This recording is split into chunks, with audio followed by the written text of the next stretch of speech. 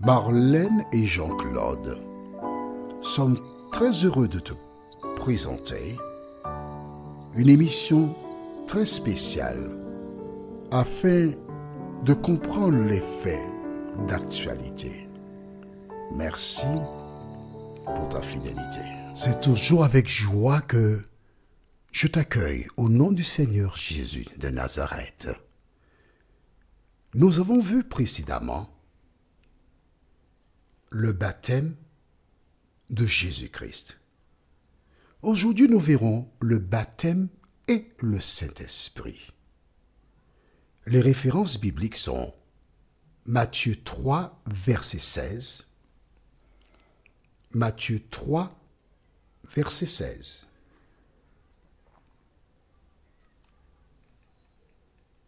et Acte 2, versets 37 et 38. Acte 2, versets 37 et 38.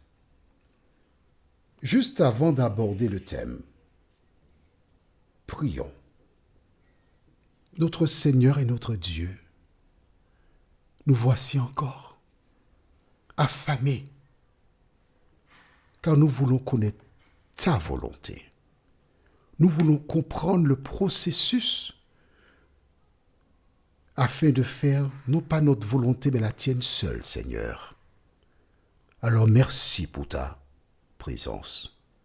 Saint-Esprit, merci de continuer de nous éclairer, de nous garder. Au nom de Jésus pour ta gloire éternelle. Amen. Je t'invite donc à prendre la Bible au livre de Matthieu chapitre 3, verset 16. Matthieu 3, verset 16. Et nous lisons ce qui suit.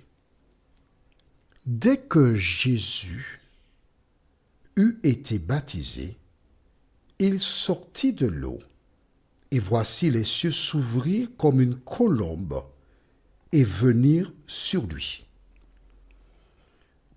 La seule preuve que nous avons, c'est ici, où le Saint-Esprit, sous la forme physique d'une colombe, est venu se poser sur Jésus. À quel moment? Avant ou après le baptême? Après le baptême. Est-ce que cela veut dire qu'il n'était pas sur Jésus avant? Non. On ne peut pas dire cela. En revanche, nous savons que le Saint-Esprit est venu après le baptême. Dieu, par ce moyen, te montre que le Saint-Esprit qui conduit dans la vérité est répandu sur la personne après son baptême. Est-ce que c'est clair pour toi? Alors je t'explique.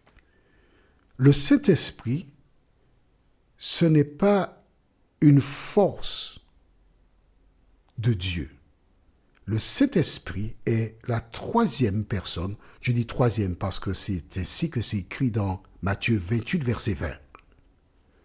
Alors que je t'explique. Dans Jean 4, verset 24, tu liras, écrit dans le cahier. Oui, il faut écrire ça, pour ne pas oublier. Jean 4, verset 24 déclare, Dieu est esprit, et il faut que ceux qui l'adorent en esprit et en vérité. Donc quand on parle de Dieu, c'est un esprit. Or, dans le livre de Lévitique, on découvre que Dieu est saint. Donc quand tu dis saint, c'est Dieu, esprit, c'est Dieu. On est d'accord? Dans Matthieu 28, verset 20,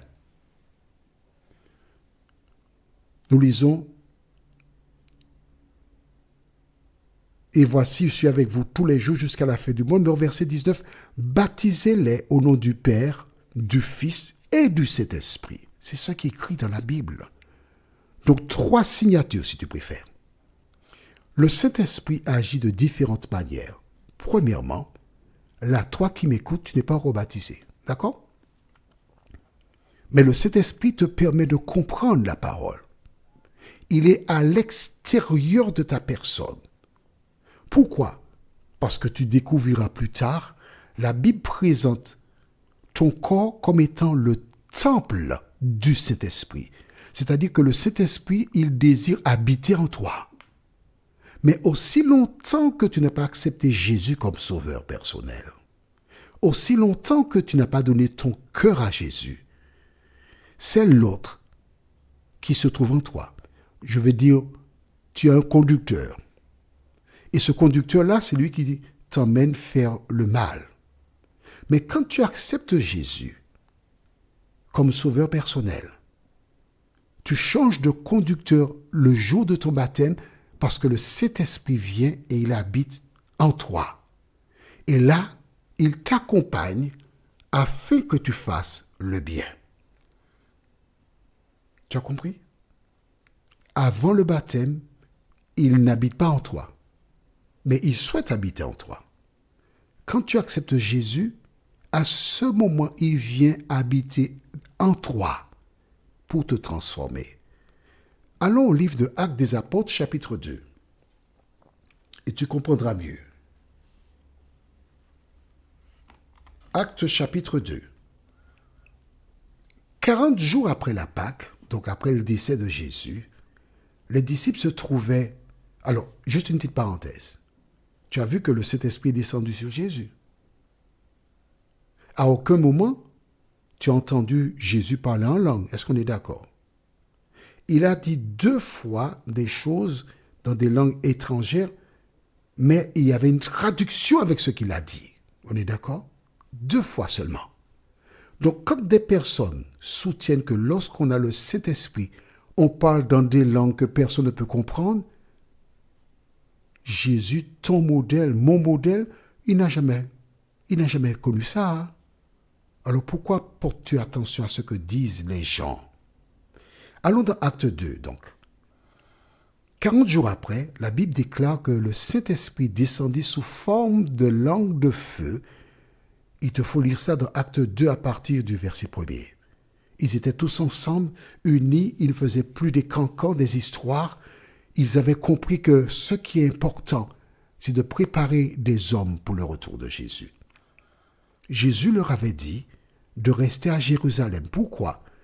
Car beaucoup de Juifs qui étaient venus des différentes parties du monde étaient restés à Jérusalem pour la fête de la Pentecôte. Et en restant à Jérusalem, Jésus savait que les disciples pourraient proclamer l'Évangile. Et toutes ces personnes qui repartiraient vers leur domicile, c'est-à-dire en Europe, dans la Caraïbe, en Asie, etc., ces personnes partiraient avec l'Évangile. Donc, voici les disciples qui sont là et le Saint-Esprit descend sur eux. Ils se mettent à parler en différentes langues. Pourquoi? À cause des personnes qui viennent des différentes contrées du monde. Et quand tu lis bien Acte 2, je vais faire une petite parenthèse, et tu vas voir que je vais lire. Lisons ensemble. C'est pourquoi je te dis, il faut avoir la Bible. Hein? Juste une question. On va lire simplement le verset 7. Acte 2, verset 7 déclare, « Ils étaient tous dans l'étonnement et la surprise, et ils se disaient, les uns aux autres, « Voici ces gens qui parlent. Ne sont-ils pas tous galiléens ?» Verset 8. « Et comment les entendons-nous dans notre propre langue, à chacun dans notre langue maternelle. » Ah, une langue maternelle, c'est-à-dire que là-bas, à Jérusalem, ces personnes qui y habitaient avaient une langue. Et des personnes qui venaient de Porto Rico, qui étaient venues à Jérusalem pour adorer, ils entendaient en espagnol et comprenaient.